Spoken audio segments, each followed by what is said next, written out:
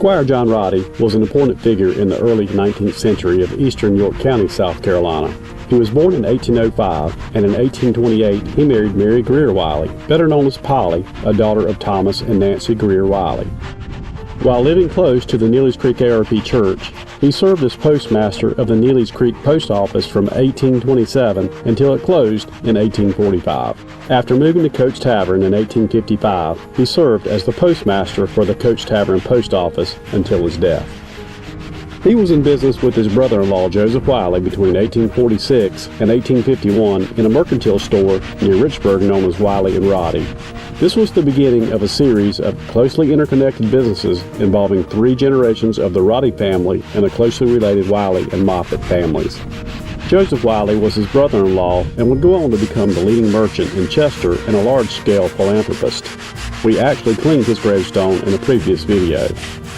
John's sons David Clarkson and William Lyle Roddey also became merchants in Rock Hill. John Roddey was widely known as Squire John Roddey. He served for many years as a magistrate, entitling him to place Esquire with his name, and this was shortened to Squire.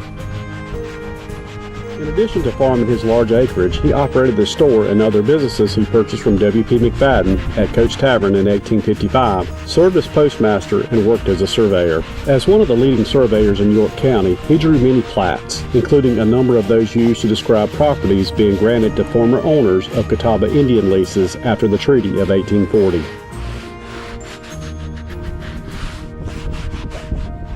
In 1851, he surveyed the original 23 lots on Main Street in the new community of Rock Hill for Alexander Templeton Black.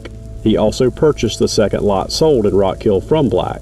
A later survey done by Squire Roddey in 1856 extended the original plat and created Church Street, now known as Black Street.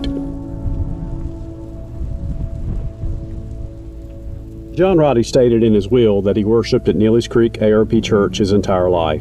In 1847, the session was reorganized and he was elected as an elder. He became clerk of session at this time, and his bold signature is shown on the initial session book. He also served as treasurer, and there are receipts for his payments of salary and expenses to Reverend R.F. Taylor in the 1850s. John Roddey and his wife Polly had 10 children, 8 of whom lived to adulthood. He died in 1860, just before the outbreak of the Civil War. His widow, Polly Roddey, continued to live at the home until her death in 1892.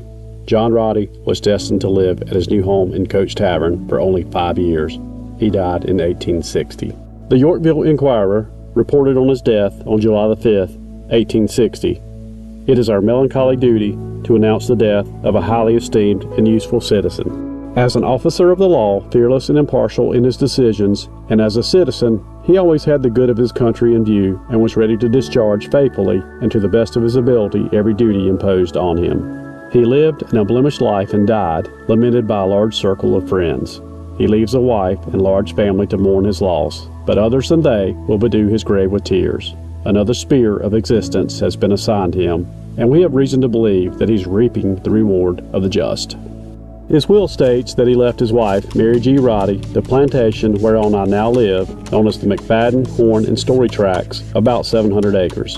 He left funds for a monument on his grave and a gift of $150 to his church for an additional building, Neely's Creek having been my lifetime place of worship. In 1860 and 1861, the third church building, which served the congregation from 1832 to 1907, was enlarged.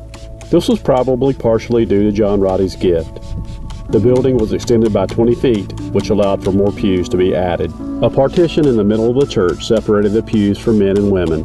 Interestingly, as seen on his gravestone, the name in the will was consistently spelled R-O-D-D-Y, as it was often spelled during John's lifetime.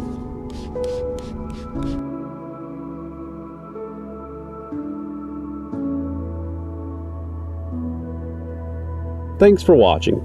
If you enjoy this type of content, please feel free to like and subscribe. Stay tuned, as in the next video, we uncover a section of long-lost graves.